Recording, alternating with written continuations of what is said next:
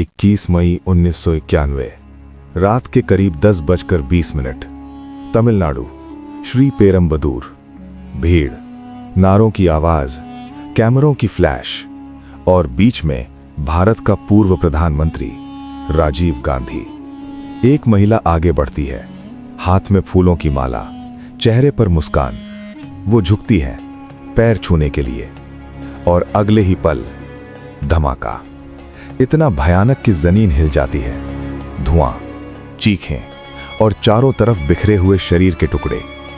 15 लोग वहीं खत्म। भारत का एक पूर्व प्रधानमंत्री सेकंड्स में खत्म। शाम के ठीक 4 बजे श्रीलंका में स्थित इंडियन एम्बेसी। फोन बजता है। एक अनजान आवाज पूछती है, क्या राजीव गांधी अभी भी जिंदा है?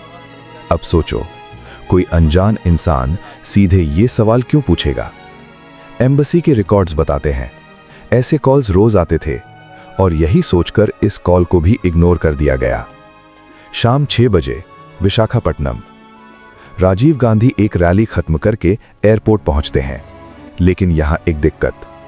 प्लेन का कम्युनिकेशन सिस्टम खराब। पायलट कहता है, सर अभी उड़ान पॉसिबल नहीं है। अब यहां 2 रास्ते थे, इंतजार करो या प्लान बदलो। लेकिन राजीव गांधी अलग थे।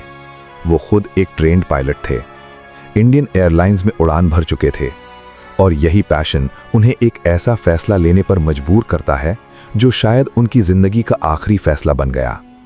कुछ देर बाद प्लेन ठीक होता है और वो तुरंत उड़ान भरते हैं। रात 8:20 चेन्नई एयरपोर्ट। वेलकम, भीड़, राजनीतिक उत्साह। लेकिन इस भीड़ में कुछ ऐसे लोग भी थे जो स्वागत करने नहीं बल्कि मारने आए थे। अब जरा इस रैली ग्राउंड को विजुअलाइज करो। सामने एक स्टेज, बीच में रेड कारपेट, दोनों तरफ भीड़ और एक सेक्शन जहां से लोग राजीव गांधी से सीधे मिल सकते थे। सिर्फ 20-25 लोग जिन्हें वीआईपी एक्सेस मिला था। यही वो जगह थी जहां से मौत बस कुछ कदम दूर खड़ी थी। इस भीड़ में 5 लोग ऐसे थे, 2 पुरुष पत्रकार बनकर, 3 महिलाएं। इनमें से एक धनु, एक साधारण दिखने वाली महिला, लेकिन उसके कपड़ों के अंदर बॉम्ब सुसाइड जैकेट। करीब 300 पुलिस वाले तैनात थे। मेटल डिटेक्टर्स, चेकिंग, बैरिकेड्स, सब कुछ था। लेकिन फिर भी कोई भी बॉडी सर्च प्रॉपरली नहीं हुई। और फिर भीड़ बढ़ती है, केओस शुरू होता है। लोग जिद करने लगते हैं, हमें भी मिलना है। इस अफरा तफरी में धनु क्वाइटली उस वीआईपी लिस्ट वाले एरिया में घुस जाती है। कोई शक नहीं करता, कोई रोकता नहीं। और यही सबसे बड़ी चूक थी। अब रात के 10 बजे राजीव गांधी ग्राउंड में एंट्री करते हैं। सब कुछ प्लान के हिसाब से हो रहा है। पहले इंदिरा गांधी मूर्ति पर माला, फिर रेड कारपेट की तरफ बढ़ते हैं। लोग मिलते हैं, हाथ मिलाते हैं, एक बच्ची कविता सुनाती है। सब कुछ नॉर्मल लग रहा था, लेकिन भीड़ बढ़ती जा रही थी। सिक्योरिटी टूट रही थी और उसी भीड़ के पीछे मौत धीरे धीरे आगे बढ़ रही थी। धनु आगे बढ़ती है, लेकिन एक सब इंस्पेक्टर उसे रोक लेता है। अब यहां कहानी बदल सकती थी, लेकिन तभी राजीव गांधी खुद इशारा करते हैं, उसे आने दो।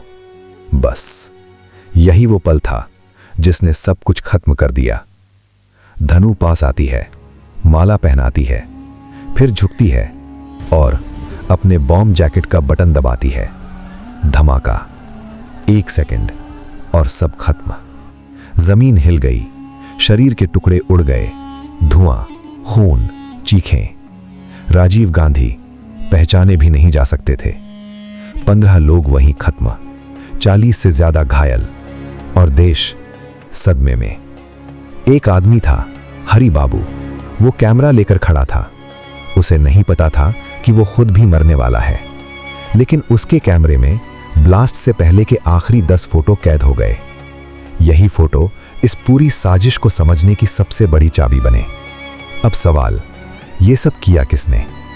जवाब, LTTE, liberation tigers of Tamil Eelam, एक खतरनाक मिलिटेंट ऑर्गेनाइजेशन जिसका मकसद था राजीव गांधी को खत्म करना। क्यों?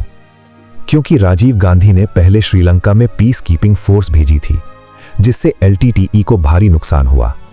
और जब उन्होंने कहा कि अगर मैं फिर से सत्ता में आया तो IPKF वापस भेजूंगा, उसी दिन उनकी मौत तय हो गई। अब जरा सोचो, अगर वो अनोनिमस कॉल सीरियसली लिया जाता, अगर सिक्योरिटी स्ट्रिक्ट होती, अगर भीड़ कंट्रोल में रहती, अगर राजीव गांधी खुद उसे रोक देते, तो क्या ये हमला रोका जा सकता था? कई एक्सपर्ट्स मानते हैं ये सिर्फ एक असैसिनेशन नहीं था, बल्कि एक सीरीज ऑफ फेलियर्स थी।